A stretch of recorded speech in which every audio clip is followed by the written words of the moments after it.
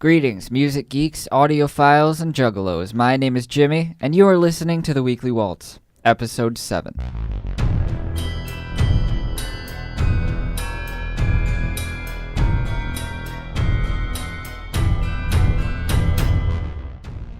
Well, folks, we're 7 episodes in this week, and I'm really happy to see all the progress that we've been making together along the way. Whether you are a regular listener every week, or this is the first episode of mine that you've heard, I want to thank you for your continued support, and nothing helps more than spreading the word. So even just a share of my Facebook posts or a retweet is a giant step forward. Because in order to keep the show on the same wheels it's been on for the past 7 weeks, I constantly need new musicians and co-hosts. So the more you help spread the word, the more of an audience I can get, and more access to great music I can gain. If you or a friend you know has some melodies I might enjoy, send them over to theweeklywaltz@gmail.com so that I can get in further touch about putting them on the show.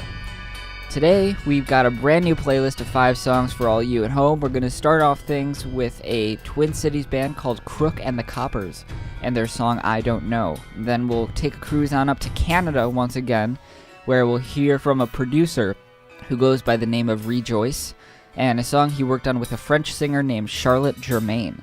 Their song is called Solitaire, and then after that we're going to listen to Honeygoo, who I happen to have one of the members of sitting in the chair beside me at the moment, but we'll get to him later. That song will be called Thought That Counts.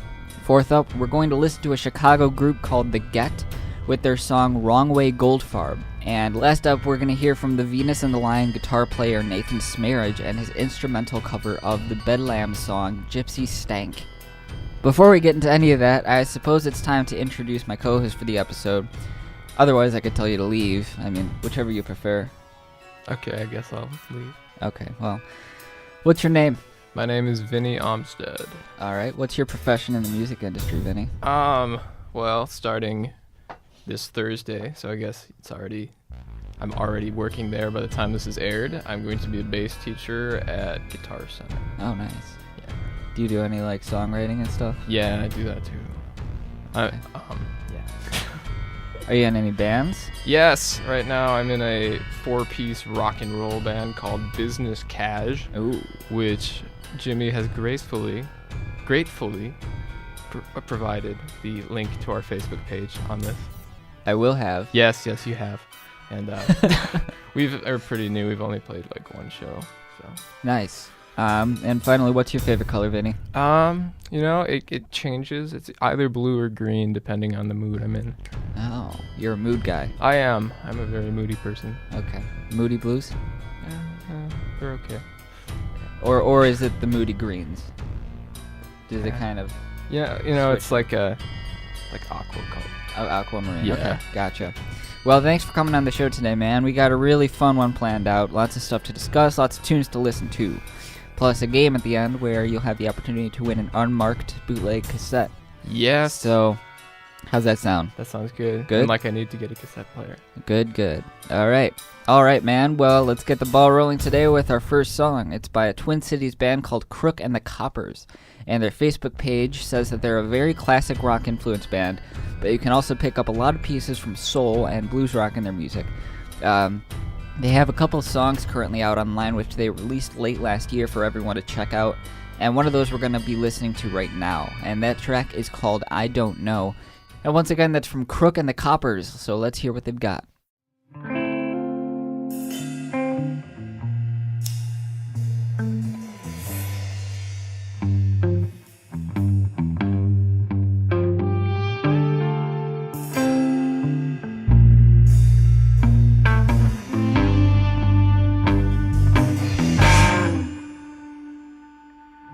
Someone help me out of this mess I'm in. Ice blue eyes and porcelain skin. A great fedora hat pulled way down low. I don't think that she cares to see me.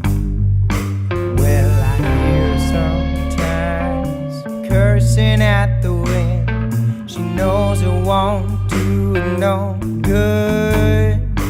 But she prays every day, just like the way her mama says good girls should. Well, she's so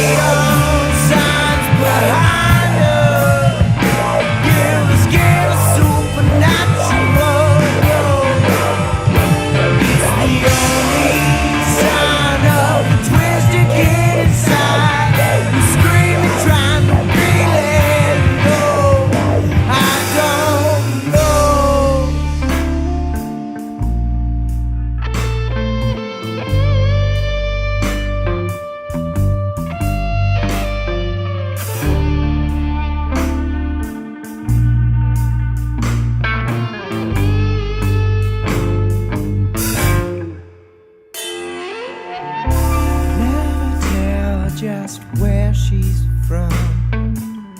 She ain't for hometowns, and she ain't got one. She's New York nice with Mississippi thighs. She's in the Twin Cities for that TC vibe. Always tell how she feels, heart stitched onto her sleeve for a while. And once while she was up there, spilling out her soul, I got her eye and I swear she smiled.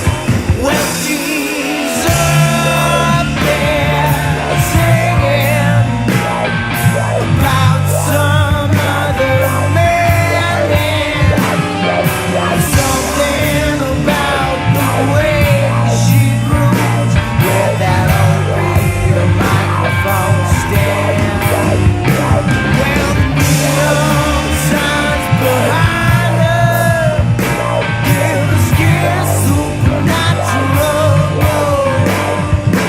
It's the only sign of the twisted kid inside who's screaming, trying to be let go.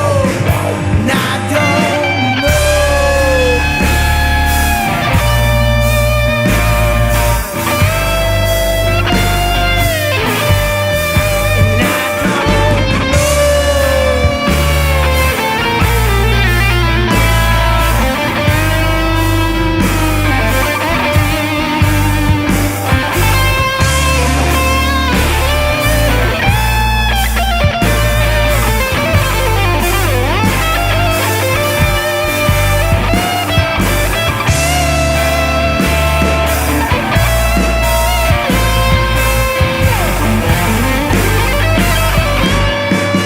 Well, she's up there singing about some other man, and something about the way she grew with that old beat microphone stand. Well, the neon signs behind her give the skin supernatural glow. It's the only sign of twisted kid inside who's screaming, trying to be let go. And I don't know.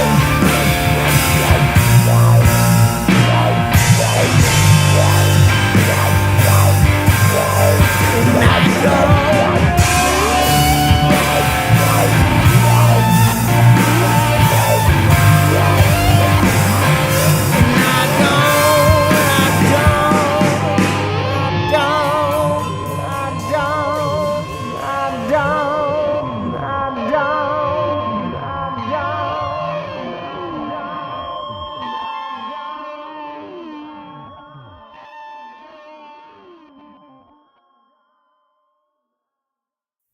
All right, well, that was I Don't Know by Crooke and the Coppers. Overall, I think that was a really jammin' song. It had a slower tempo, but It's still jammed. yeah, it kind of went unnoticed. I mean, I think the song just kind of had enough energy on its own and support from the different instruments and how powerful the lead vocals, I thought, were. As far as actual things, I think I really like how, like, at the beginning and kind of throughout also, just the rest of the song, the bass line throughout the beginning of the song was kind of mainly provided by the, like, regular guitar. Yeah. It's like you just kind of... Actually, was there a bass player? I couldn't really... If so, if up he that in was- the mix, man. Yeah, if Whoever. there was a bass player, I thought, yeah, it was really pushed back, but I think that if it was up front and center a little more, it would have been pretty cool to hear that. But I do know that they are also currently talking with record labels about the works of an album. Neat. So maybe in the future we will be hearing more of that bass player. Yeah. But yeah, I'm excited to hear what they have coming out. I really like the vibe of that song. Anything you wanted to add to that? Yes. I really liked the dynamics into the first chorus. It really built up nicely. Yep. Let's talk about that wobbly synth that goes That on was through the... Yeah, that was Yeah. really nice. Also, I like the drum sound on that. Those well-recorded drum sounds. Yeah. And also the guitar tone's really good. Yes, the guitar solo actually. The guitar tone, the lead guitar tone, I thought specifically was really cool. It provided. I mean, I think that just how it sounded was enough of like. I thought that it drew me in, but I think that during the solo, the way that he kind of went up and down, like, and using the higher register notes of the guitar, the solo was really cool because it wasn't like he wasn't just sticking to like the pentatonic minor, like he was kind of exploring different types of that guitar that he had. He played good notes. Yeah, he played some sweet notes. Good notes, man. Fit nicely in with the melody as well. But it had some interesting lyrics as well, I thought.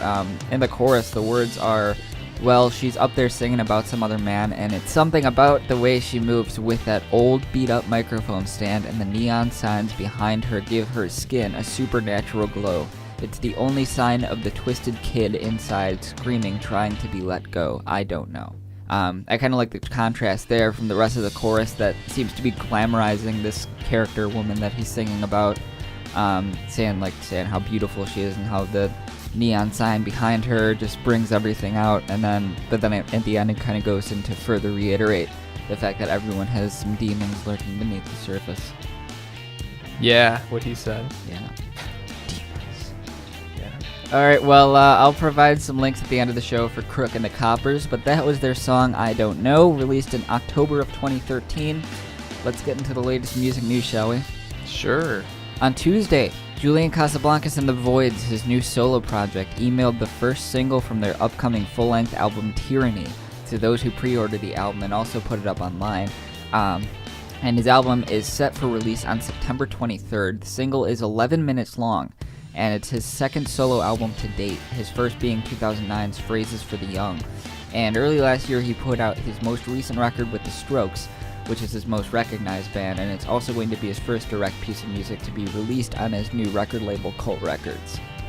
So, I listened to like the first 4 minutes of the song. It's, at least from what I just heard, I only had time to listen to the first little chunk of it, but it's a really out there piece of music. I mean, his lead vocal in it is I know that recently in recent records he's been exploring more of his upper register and using a lot of falsetto notes, whereas early Stroke stuff, most people recognize his lower register goes down into those low notes.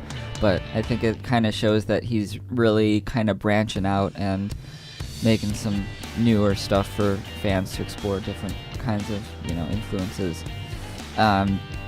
And I was actually included in this list of people because I've been a gigantic Strokes fan for a number of years now, and I've liked just about every other project Julian has come out with, so you can call me a fangirl if you want to, Vinny. You're a fangirl, Jimmy. Alright. But and not only did I pre-order the album, but I also got tickets to the show. He and the band are playing in Minneapolis in November. So I am a fangirl, I guess. Yeah. You're and a pretty girl, too. Thank you. I've also joined the Cult Records street team, so if I seem biased at all, I don't really care. Just go listen to everything from Cult Records. It's pretty sweet. They got Harmar Superstar, Karen O, and Cerebral Ballsy on their label. That's a good band name, Cerebral. Yeah. I haven't heard of them before. Cerebral Ballsy. Yeah, go hear that shit. That's pretty awesome. I will. Radiohead recently released new artwork and music from the band this past week on September 1st. Frontman Tom York had apparently hinted at the updates over the weekend with a series of picture tweets he released to the public. The word spread quickly, obviously, and this is even more news that has to do with the issue of artists effectively being able to spread the word through the use of social media.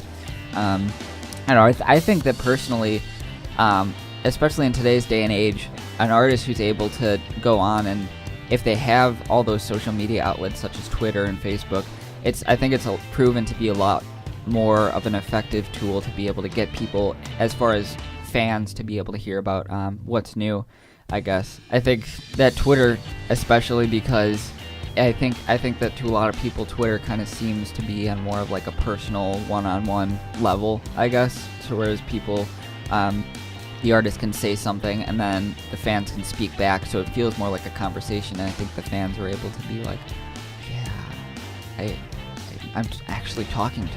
We're bros now. We're bros now. Yeah. Now I can stalk your house. Yeah. That's fine. Leak naked pictures of you. You want to go all get sorts dinner of stuff. sometime? Yeah. Let's go get dinner. All right. I'll go to dinner if you pay, but otherwise, that's like second date kind of thing. Second date shit. Yeah.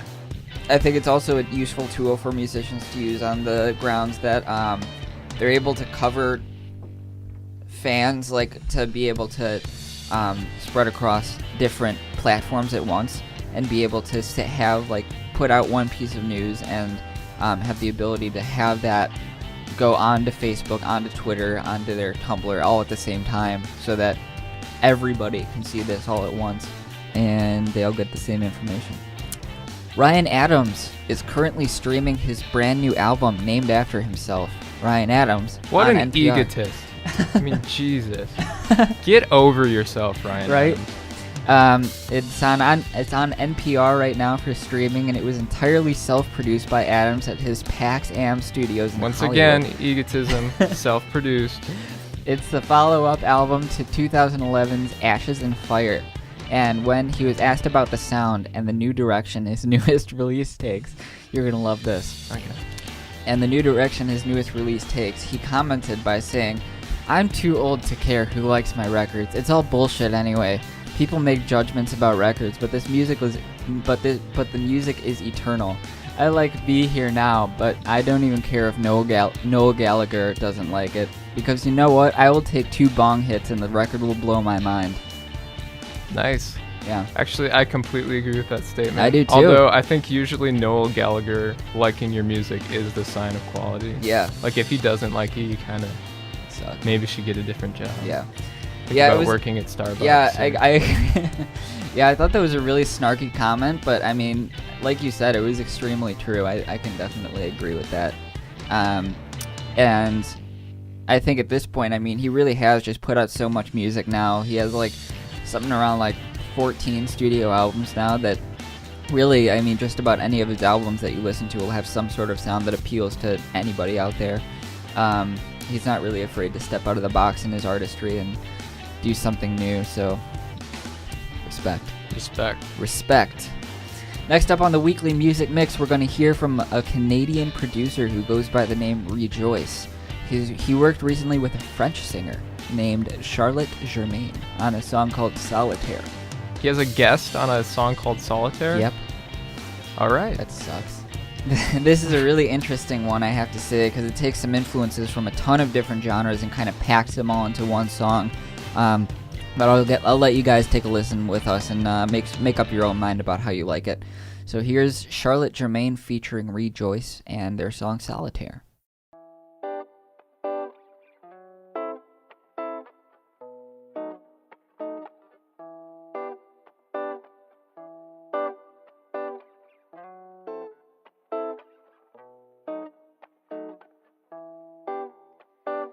Ses yeux comme étoiles, la couleur de la mer. Un coup d'œil, c'est tout ce qu'il faut pour que je revienne.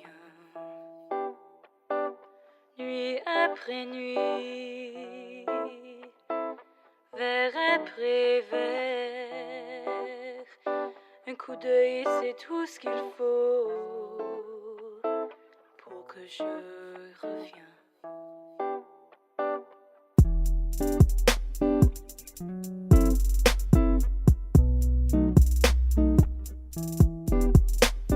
À partir de ce côté de la fenêtre, la fumée d'une cigarette l'encadre. La fleur de mes rêves, mais seulement de mes rêves. La fumée d'une cigarette l'encadre.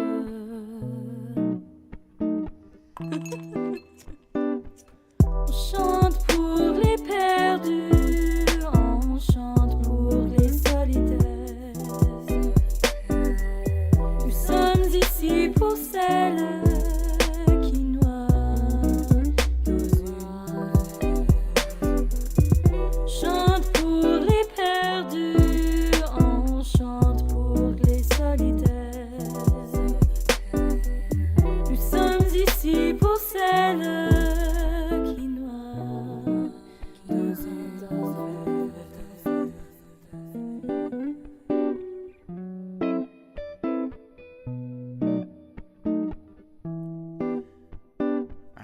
when I started believing in the mess. Remember when I started bleeding in the quest. Remember when I left deceiving in the best. And I remember when all the people up and left. That's why I'm teaching them all a lesson. Feel like they can suck my balls, call it a blessing. I'm walking down the path that I say I'm destined, but I'm stuck in a glass of unanswered questions. Pressed with the task of unmasking vengeance in a face that could laugh at half your henchmen. Taste of a smile attracts attention, but the pace of a rax is I won't be mentioned. Maybe I should head back, my thirst needs quenching. Say I own verse, but can I prove I meant it? So relentless it could sting the senses. I heard misery loves company, but if misery the only girl humping me, then I'ma take her back and have my way with her. Cause once you take a bite, then you stay with her. And you lay with her for return.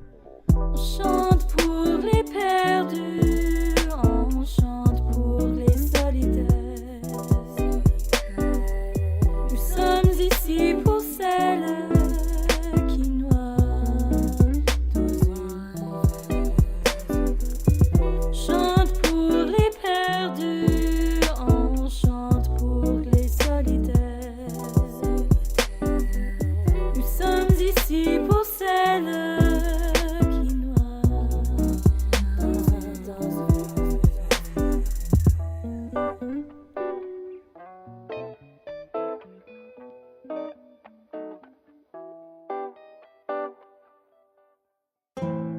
Alright, well, once again, that was the Canadian producer Rejoyce and a singer named Charlotte Germaine with their song Solitaire.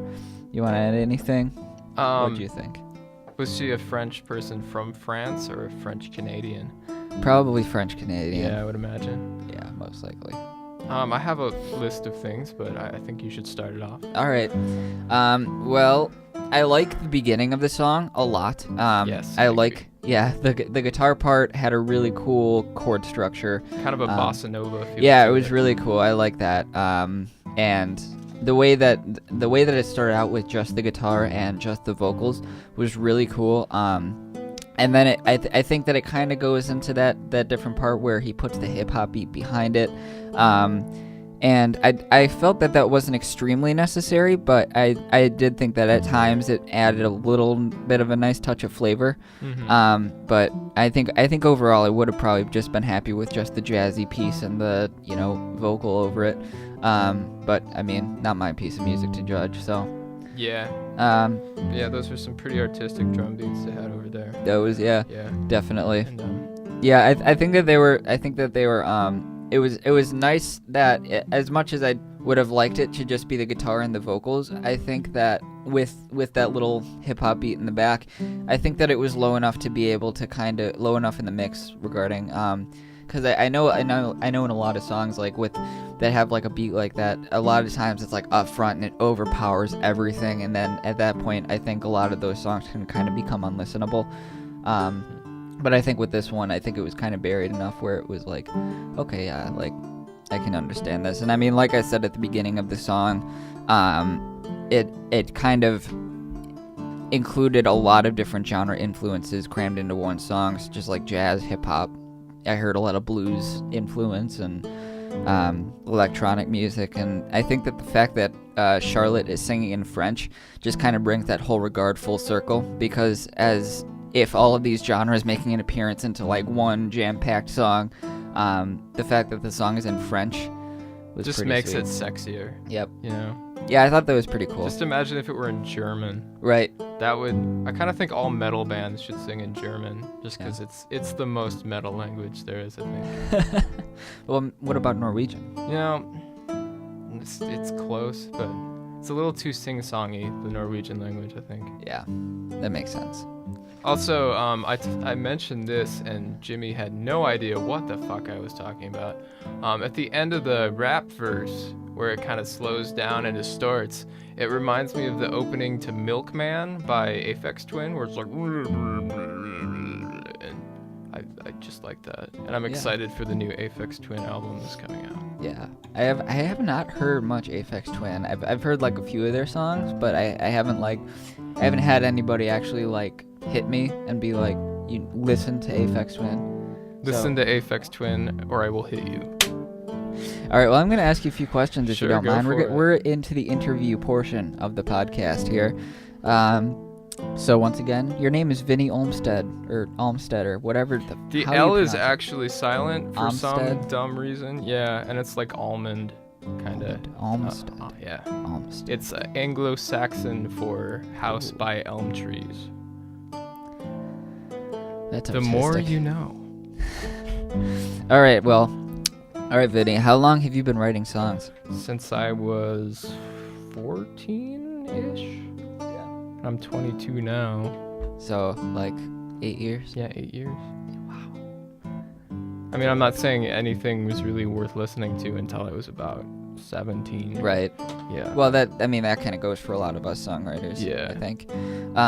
So along the years and or through the years, I guess, who have some of your biggest influences as a songwriter been, or just in your general music upbringing? Well, I grew up listening to like classic rock radio because that's what my parents listened to. Right. So lots of Stones, Beatles, this kind of stuff like that. I just grew up with it, and I guess biggest influences on my songwriting are probably like The Replacements, Elliott Smith, Elvis Costello, Neil Young, Yeah. stuff like that. That's pretty sweet. Yeah, I had kind of the same background too, just listening to classic rock radio in the car with parents. Yep. All right. Well, what kind of music careers have you been looking into? Big, huge fucking rock star. Well, yeah, it's- that's the dream. That's the dream. Like I said earlier, I'm gonna be teaching bass lessons because I'm a bass player, Right. and they hired me. Oh, that's a good story right there. My interview that was the worst interview of all time. Tell and us, I please. Still got the job. Okay, so I guess it all started with a phone call from California, and I didn't answer it because I'm like, I don't know anybody from California. Uh-huh. And then a few days later, I get another phone call in voicemail From form California. saying, hey, this is Guitar Center. We're trying to set up an interview with you. And I was like, why is this in California? And it turns out that the guy that does interviews for instructors at Guitar Center is Tony Avalon, who is Frankie Avalon's son. And Oh. yeah, he's like the head of the corporation's lessons. Wow. And so that's who interviewed me. But the story continues and plot thickens and whatnot. So it comes to my day where I actually have to do the interview. Mm-hmm. And they tell me that it's going to be held in the lobby of a Hyatt hotel in Minneapolis. And so I'm kind of confused by that, but I'm like, all right, I'll do my interview there. Uh-huh. And I'm supposed to bring my bass and whatnot. And so it's right around rush hour time when my thing is scheduled, so I give myself, like twice as much time as I would usually need, Uh-huh. which turned out to not be enough, and so I'm stuck in just really thick traffic, and I'm like a mile away, but I can tell it's going to take me like 15 minutes to make that mile. Uh-huh. And so I know that I need to call and make sure they know that I'm going to be late. Right. And so I call the number they gave me, which was the hotel, and I say, is this where they're doing the Guitar Center lesson auditions? And they're like, what the fuck are you talking about? Like, we don't know anything about this. I'll get back to you. And so I'm waiting in line or on hold while I'm stuck in very thick traffic. And they come back and they're like, yeah, we haven't heard anything about this. And so I call back the Californian. I didn't know if he was actually going to be the one interviewing me or not. And I tell him, all right, I'm 15 minutes late. I'm sorry. It's going to be a while until I actually get there. He's like, no problem. I'll wait in the lobby for you. Uh-huh. And once I get parked and all settled, I realize I forgot my resume at home. And so I'm 15 minutes late. Dear. I have no resume. I almost didn't go in because I thought I didn't have a shot in hell in actually getting this job. Uh-huh. But I just come in with my bass, and he's just sitting in the lobby with his laptop. He's like, yeah, come over here. And so I audition for this lesson. I read about like 3 lines of music for him. Uh-huh. And then he's like, well, no one else applied for the job, so you're in. So that's how I got the job. That's amazing. That was a great story. Thank you for telling that. You're welcome. What bands or projects have you been involved in the past? I guess I started off a band kid in middle school. I played saxophone in the school band. I wasn't very good. I wasn't really that interested. Right. And then I started playing bass around 6th grade, I think. Yeah. And that's, I could play an instrument that was in the music I was listening to, so that helped motivate me. Although I did stick through, I played saxophone all through high school. And through community college too, actually. Wow. But, yeah. And I guess my first band was a little project called The Clowns of War. Ooh. It was me on bass, and I was going through my Primus phase. We had a keyboard player / singer and a singer / nothing else.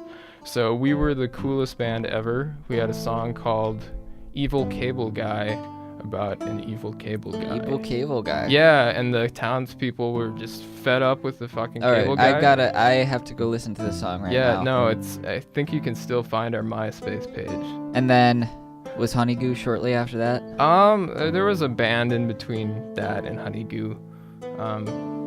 I was actually in a band with my high school history teacher. Oh. Called The Chicken Coop. That's incredible. He had a chicken coop. And we played like Did you include any of the chickens in this lineup? Because I'll be extremely disappointed if one of the chickens was not playing. They were our mascot, but no, they never played very much. You got to put one of them in lead vocals. But yeah, we were like an early rock and roll cover band, so we played like La Bamba and some Beatles songs, some CCR, stuff like that. It's good for you. And and then I went to college. And when I came to McNally, I met a person named Sam Gurton, and we started a little recording, songwriting project thing called Honeygoo. Funny story. I also met this Sam Gurton. This Sam Gurton fellow. And we started a band as well. Yeah. I don't know if any of you know the Shade Colonists. Yeah.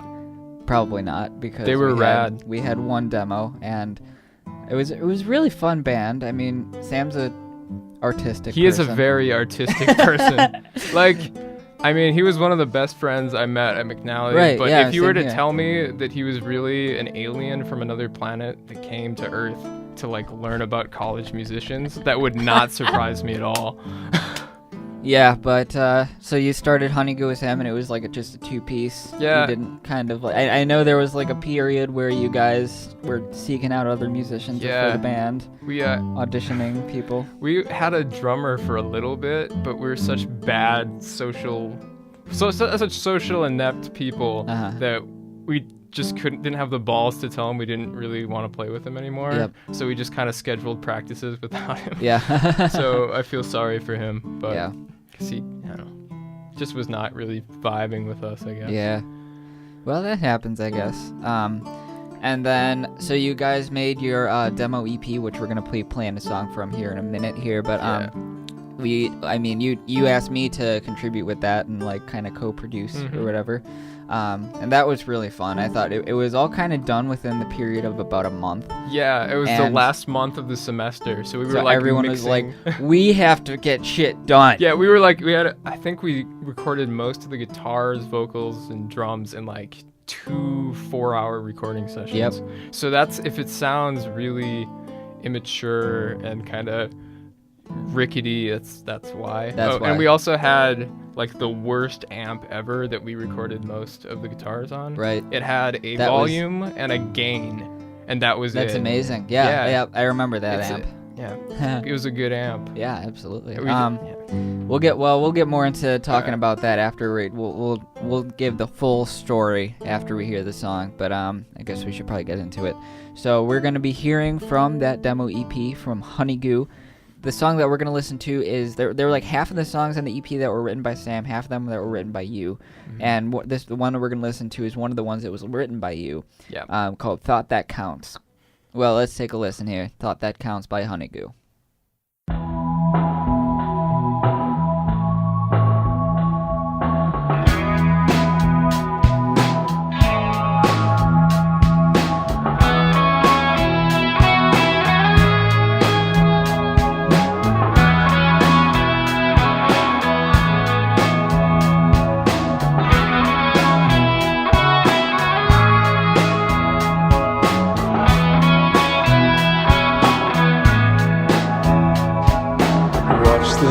door as you leave to go outside. Walk down the street and you try to thumb a ride.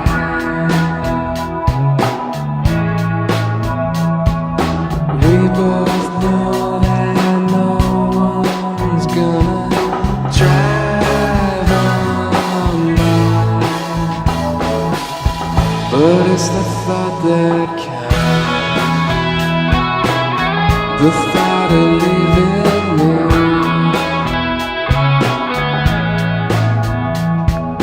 Sure, I know that it's best for you to go.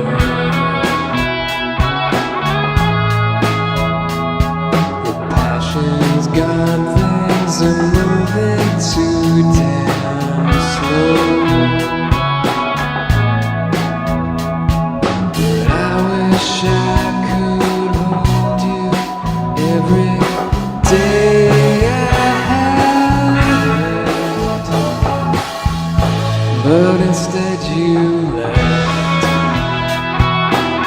not coming back to me. Someday when you've been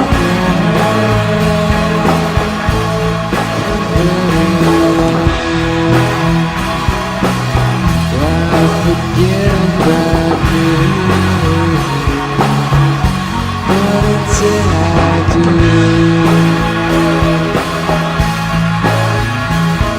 still missing you.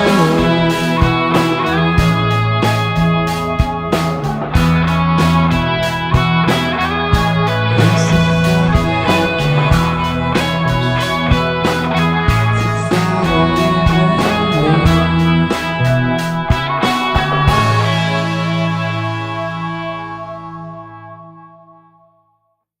That was a piece of shit. Yeah. Who the fuck wrote that piece of crap? I don't know. He obviously had no talent Yeah, whatsoever. some hack. Yep. That was Thought That Counts from Honeygoo from the demo EP that was released in April or May of 2013. Yep. Um, It seems like longer than that. it does. It seems a lot longer. Seems than like that. it was 5 years ago. I that we know. recorded that. Yeah, but it was a fun process. It I was. mean, the fact that it took a month was kind of like it was a different recording process for me because I'm kind of the person I when I'm working on a project I try to not set a deadline for myself. Probably not as much as I should because I think that deadlines are good in a lot of ways. But for me, I feel like a lot of times they kind of like set me back and like make me not put in as much thought and time into something as I would like. But I think that as far as just the fact that we only had a set amount of time to record this, it was a completely different process for me, and it kind of opened up a new way of recording something, I guess, or a way of looking at it.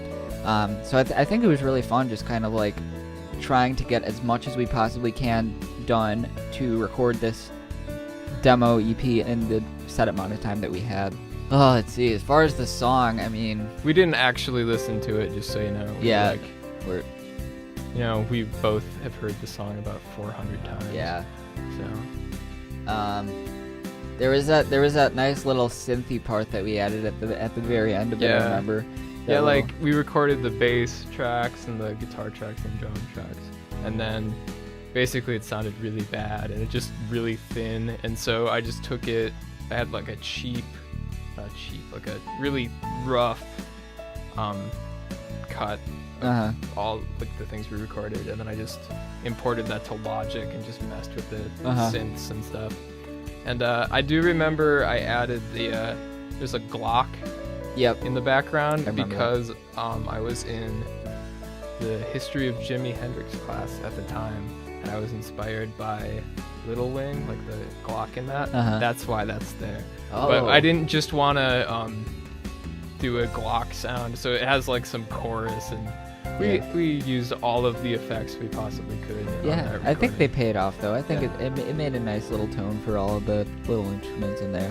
It's a nice spacey record. Yeah, I mean, I think that now that I guess now that I have a little bit more knowledge of how to do things, and now that you have probably some more knowledge about songwriting and stuff, we may have approached it a little bit differently. There's no doubt. We've completely done a different, everything.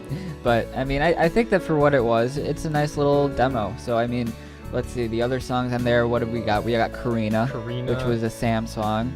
Yeah, half the songs in that album are girls' names. Yep. Because Karina, Elsie, Donna, or Bouncing Donna, or before.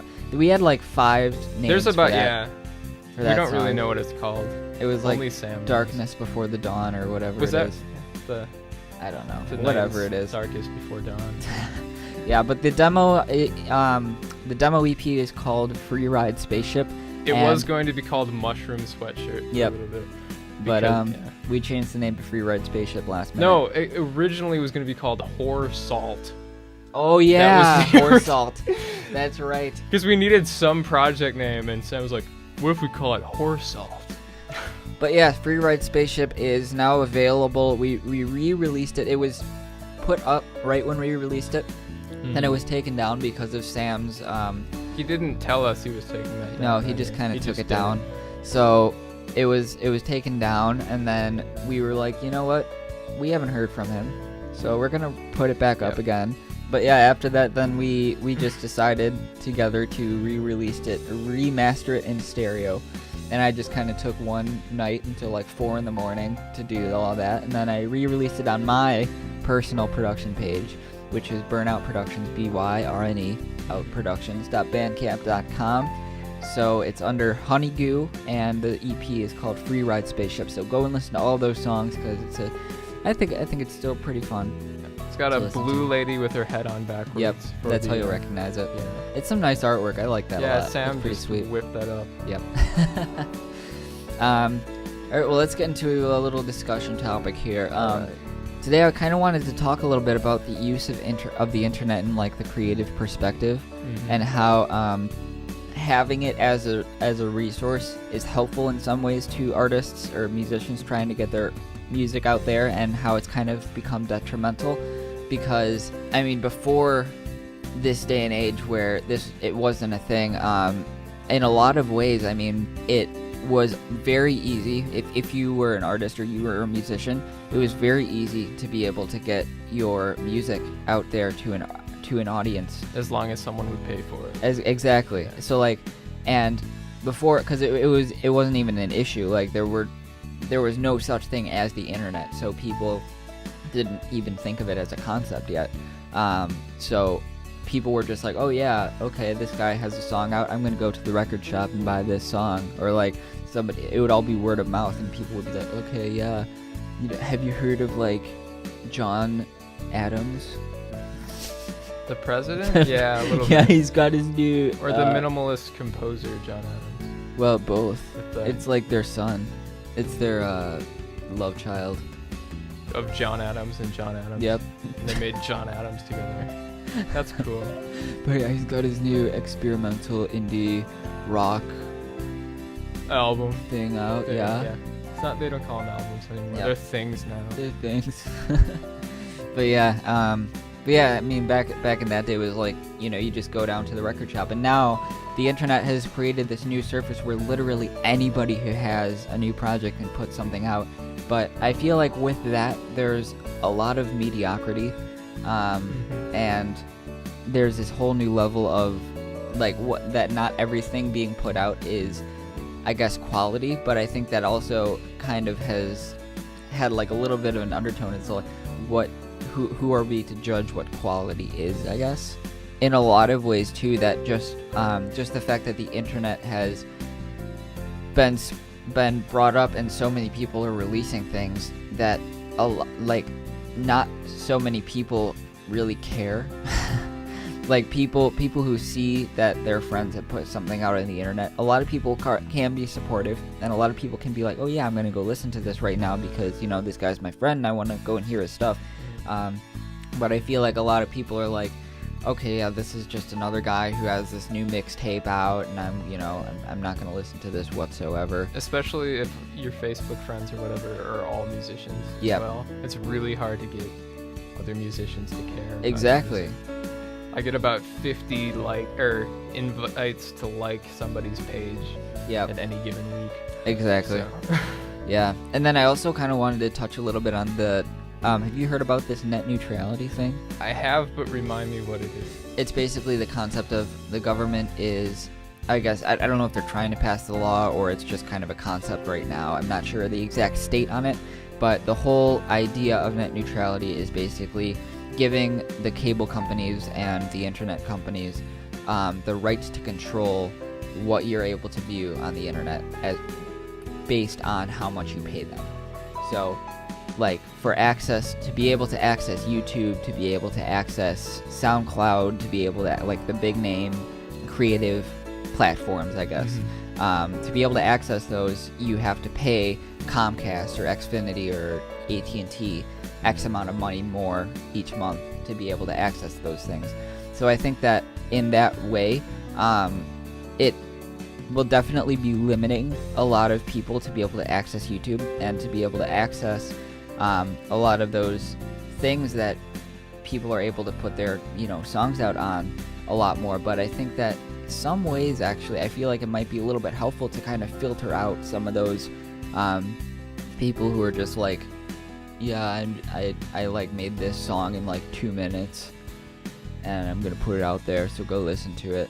So I think that if people really want to go and hear that quality stuff out on SoundCloud, and people are actually really interested in going and hearing this stuff, it might kind of provide a little bit of a nice filter to it. I don't know. I kind of think like it might deter actual good musicians from putting stuff up if they have to pay extra for it. That's true.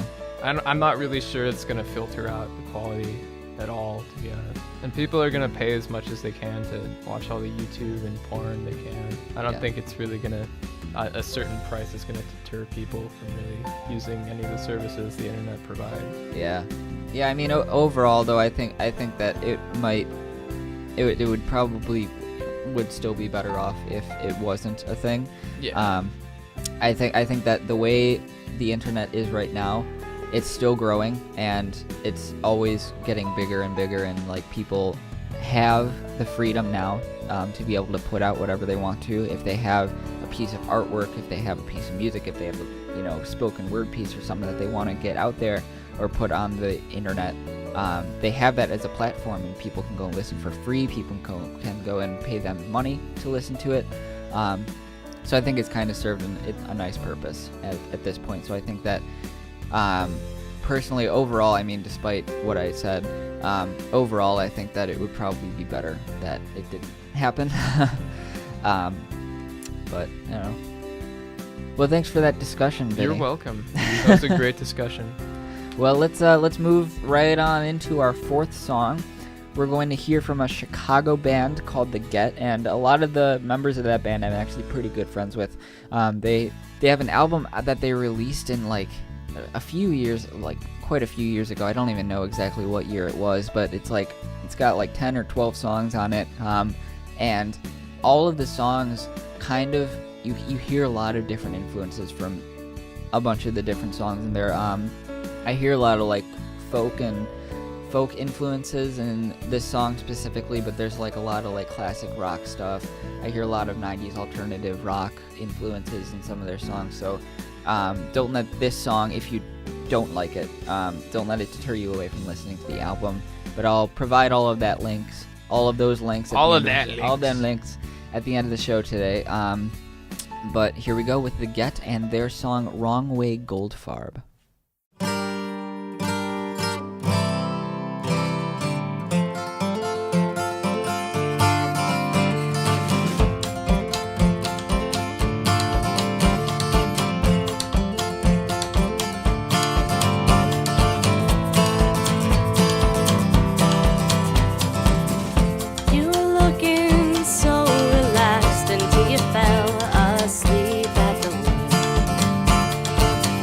No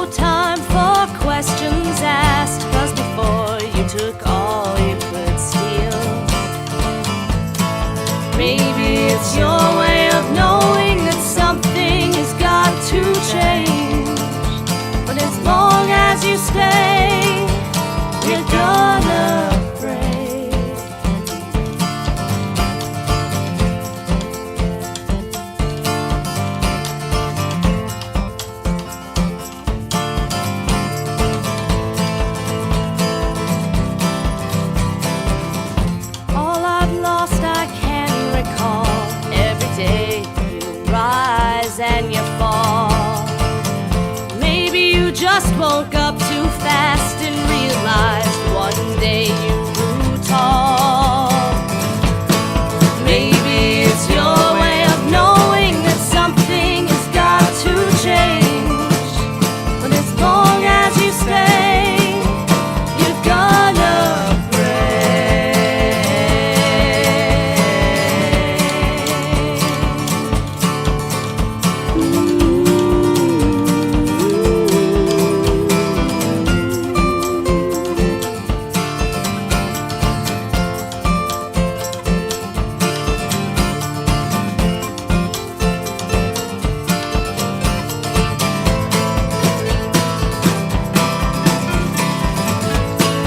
Maybe it's your way of knowing that something has got to change.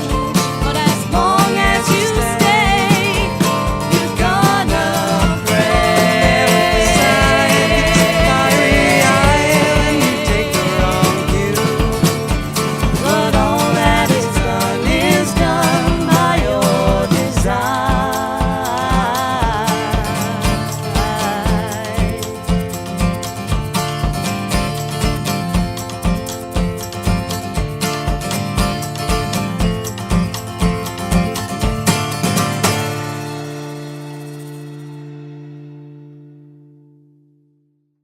Alright, well, once again, that was Wrongway Goldfarb from The Get, and they are a Chicago-based band, but that was from their album, which was released a while ago, called Escape the Scorn. Yeah, like I said, a lot of the different songs on that album have very different genre influences on them, but I think that everyone in that band, I've met all of them, but they're all very talented musicians. I think that they had a really well-rounded sound to them. They sound like they practice a lot. They sound like they're Really tight. Yeah, definitely. I heard a lot of influences, this song specifically, from Led Zeppelin's Brawny R Stomp. I thought that lyric-wise, there was some really nice writing. This was actually written by Jamie Berthiaume, who is the guy who is the singer. And I thought that the arrangement of the harmonies at the chorus, the vocal harmonies, was really cool. They kind of contrasted, like that, how they kind of went away, how the harmonies the melodies kind of walked away from each other, and then they kind of came back, and I thought that was really nice. Yes, a very nice vocal harmonies. Anything you wanted to add, Vinny? It's just a very nice, pleasant, upbeat, Yeah. kind of barnyard stomp kind of song. I enjoyed it. Keep doing what you're doing. The Get. All right. Well, before we get into our last song here, we're gonna be playing our game. Yay. This week we got guess the lyrics. So I got a series of 10 questions here with lyrics from select different lines or whatever. Some of them are easy, some of them are more difficult, but you have to get 6 or more correct to be able to win an unmarked cassette. In my giant bag of unmarked cassettes over there. Are you ready? I am ready. Number 1. You never turned around to see the frowns on the jugglers and the clowns when they all come down and did tricks for you. That's Like a Rolling Stone. Correct! Like a Rolling Stone by Bob Dylan. Number 2. Give anything to hear half your breath. I know you still living your life after death. I'll be missing you. It's the song where they sampled the Police song. Yep. I forget who does that. Puff Daddy. Puff Daddy. Yes, that's correct. Puff Daddy and Biggie, right? Yep. No, it was for Biggie. Or yeah. Yeah, it was for Biggie. Yeah, That's right. Yeah, but I'll give that to you. Okay. That's correct. That's number 2. See? You're doing better. All right. Number 3. You're going to hate me for this one. Never made it as a wise man. See already. Now keep going. I couldn't cut it as a poor man stealing. Tired of living like a blind man. How you remind me. Yeah. I want to say that's Nickelback. That is correct. That's Nickelback. Everybody's number favorite 3. band. Everybody's favorite band. When I did my writing about music class, there was a really great presentation that a kid did about why Nickelback sucked. It was the greatest project I've ever I wish I could have seen that. witnessed in I my really life. wish I could have seen that. All right, number 4. The tattoos came alive right in front of my eyes. They both slowly stood up and climbed off of her hands and showed me why she never took some time with a man. The woman with tattooed hands. Oh, wait, I guess, well, I kind of gave you that, but Is it was tattooed called, hands? it was Is that called what The it's Woman with Tattooed Hands Okay. by Atmosphere. Sorry, but I kind Atmosphere. of gave you the title at the very end of that. 'Cause Okay. I meant to say that as the title, but I said that as part of the lyrics accidentally. You should throw but- that one out and or give it to me then. Well, I'm throwing it out. Okay. Cool. Number 5. It seems like dreams, like I've always had. Could be, should be, making me glad. Why am I blue? That sounds really familiar, but I'm not. You know, I know as soon as you tell me the title of this, Yep. I'm gonna know what it is Yep. and feel really stupid, but it's not coming to me. It had to be you. Ah. Sorry. Yeah. Yeah. So what score am I at? Like 4? You're at 3 Okay. right now, but you still have what? 9, 10, 5 questions left. Okay. So you have just to need get 3 more. of them. Yep. This one might be easy for you. Okay. Why do you have to go and make things so complicated? I see the way you're acting like you're somebody else. Gets me frustrated. See, you used the name of the song Yeah, in the I know. sample again. So. It's okay. All right, it's complicated. Complicated by Avril Lavigne. That was your 4th correct. All right. Number 7. And while you're out there getting what you're getting to, I hope you know somebody loves you and wants the same things too. Yeah, this is my wish. You want to take a wild guess? Yeah. It's not the Beatles. It's Adele. It's Rascal Flatts. Oh, close enough. They sang there's together and made a record. Yeah, that's true. And their song My Wish. Number 8. Learning now into the breeze, remembering Sunday he falls to his knees, they had breakfast together. Breakfast Together No. by the Beastie Boys. Remembering Sunday by All Time Low. Okay. Yeah. So I need to get this last one right in order to win the cassette, correct? Yep. All right. Alright.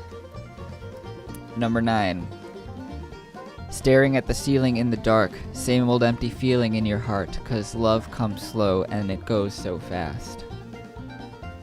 Let's let her go. Let Her Go by Passenger. Okay. That was correct. Is that song from that movie with the freezing in it? That's Let It Go. Yeah, Okay. that was Let It Go. Sorry. Freezing. With the freezing in it. With and the freezing. I actually somehow have managed to never hear that song. Yep. I don't know how it goes. Alright, next and the last one, that's 5 correct. If you get this last one correct, then you win. Yay. Twisting your mind and smashing your dreams, blinded by me, you can't see a thing. Just call my name, 'cause I'll hear you scream. Master.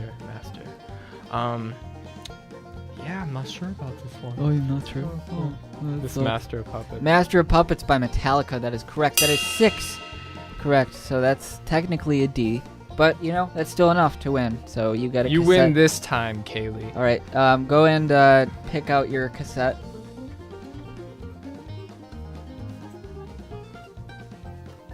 Oh my god, I got Bob Dylan. Oh, Bob Dylan. Yay. Yay, got a cassette. It simply says Bob Dylan on the front. Mhm. So, I'm guessing it's probably just an assortment of his B-sides or something. Yeah. Although I don't really know many just Bob Dylan B-sides. B-sides? Most of his songs are like pretty well known, I think. There's some deep cuts in just about all of his albums. Yeah, I think so. All right, well, are you happy with your cassette? I'm happy. All right. I'm not happy about my percentage of correct answers, but Yeah. I'll live, I guess. Yeah. Yeah. All right, well, if you're happy, then I'm happy. So let's move on to our 5th song. All right. All right, this song is by one of my friends who lives in Santa Fe, New Mexico, and he happens to be the guitar player for the band Venus and the Lion, which we played on our 2nd episode, and I think we played their song T-Rex. So yeah, this is the guitar player of that band, and he has some he does some guitar work. He just kind of does some arranging of different guitar stuff, and he just self-produces it, and there's some cool stuff. It's really like ambient instrumental stuff, I guess. Really kind of easy listening to.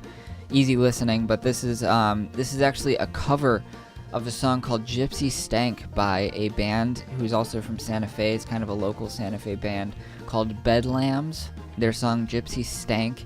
So this is an instrumental cover, and I'll provide. He doesn't really have many links out actually, just for his personal stuff. He just kind of sent it to me, so it's kind of under the radar thing. But I wanted to play it for you guys because I like it a lot. I think it would be a nice little tune to end our podcast with here today. But I'll provide you guys the links for Venus and the Lion stuff to go and listen to. It's more hard rock, so it's a lot different than this stuff, but I think it's still really cool.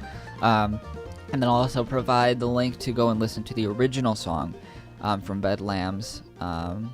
So here we go with Nathan Smerage's cover of Gypsy Stank by Bedlams.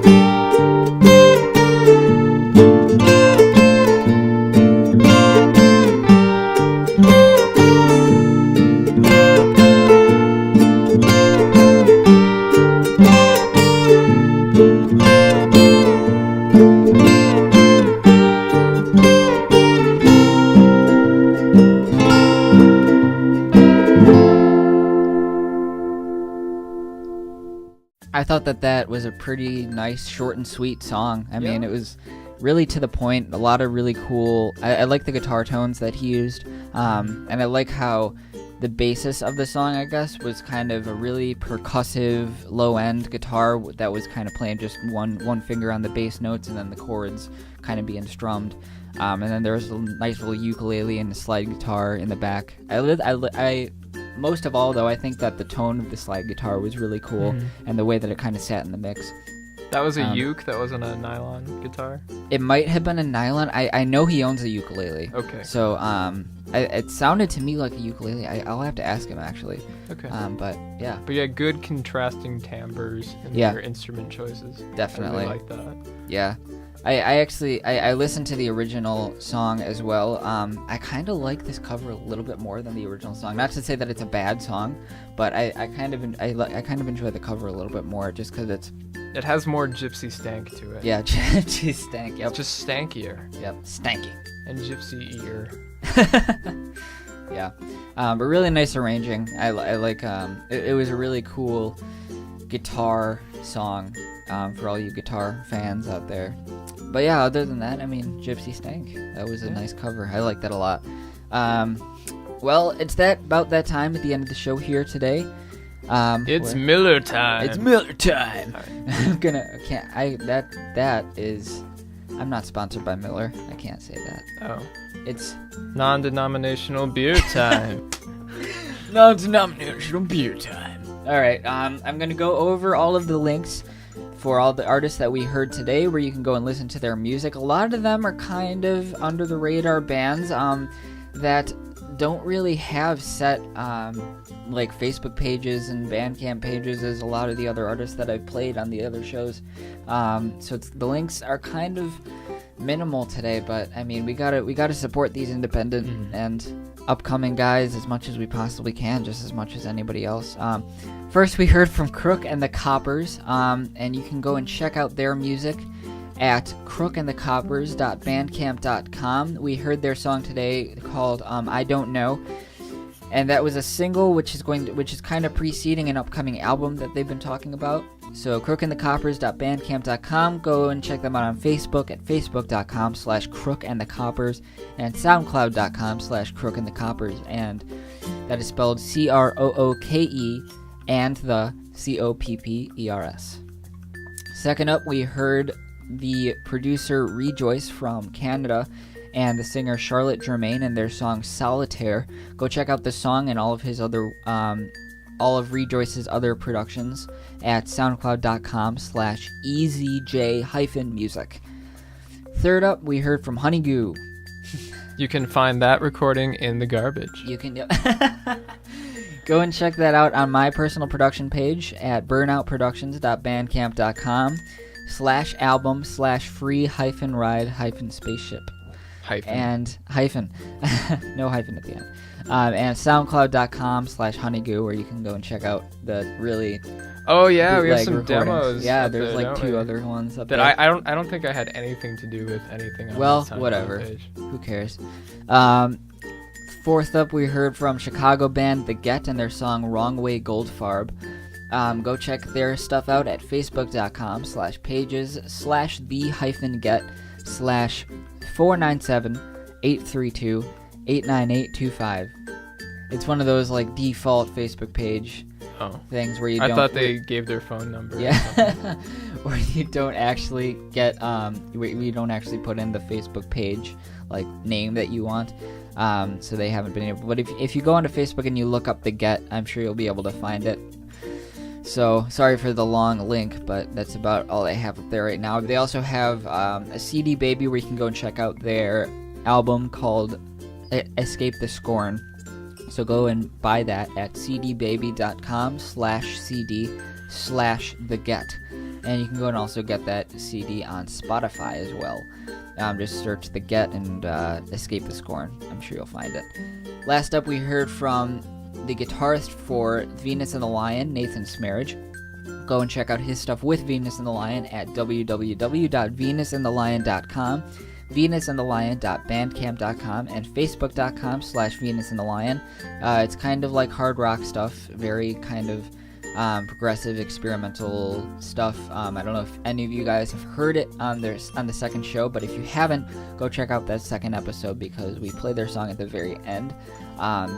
And go check out the original song that he covered called Gypsy Stank at bedlambs.bandcamp.com. That's BEDLAMBS, Bedlambs. And go and check out Business Cash, Vinny's new band. We have some really crappy recorded in rehearsal. Well, that's great. Demos in there. That's always fun. Are really nice and out of tune and yeah, have some fuck ups on it. Go check that out at facebook.com/businesscash. That's CAJ spelled cash. And you can go hear all of those demo out of tune recordings. Yeah, they're great. They're incredible. They're both mine too. Yeah, I actually did enjoy them though. I listened to those. They were pretty cool. We have 3 guys that write, and they've only uploaded my stuff. That's awesome. All right, and don't forget to go check out my stuff. Facebook.com/theweeklywaltz, Twitter.com/theweeklywaltz. Go and find me. And on our Facebook page, actually, we have a little donate tab at the top. So if you have any change laying around, like $2 even, helps out a lot. I have to pay to keep this show keep uploading it to the podcast page that I have it on, so that iTunes can keep finding me. So please, if you can go and find me, that would be great. If you can send some money my way, and you can go and hear all of our past episodes, past, present, and future, at iTunes. Future. At the iTunes, yeah. Neat. Go hear them on the iTunes store. Just look up The Weekly Waltz. I'll probably be the only one up there under the name The Weekly Waltz. Otherwise, the direct link is bit.ly, bit.ly, it's a little bit.ly shortened link, bit.ly/TWW-iTunes. And you can hear our 3 most recent episodes on SoundCloud at soundcloud.com/theweeklywaltz. So, and once again, if you have any music or know of anybody that would like some music to be submitted to me to play, I'm always looking for new artists, so send them over to theweeklywaltz@gmail.com. You can also sign up for our mailing list by sending me an email there. I will provide you with new MP3s of every episode every single week, and any kind of news that I have or whatever, what have you. I don't know, anything you wanted to end off with today, Vinny? Do you think? Stay classy, Minneapolis. All right. All right, guys. Well, I had fun doing the episode today. It was fun. With you guys. Did you have fun? I did have fun. All right. Well, thanks for coming on the show, Vinny. I really appreciate it. You're welcome. So yeah, until next week, guys. Support local music as always. Have a great week. Bye, guys.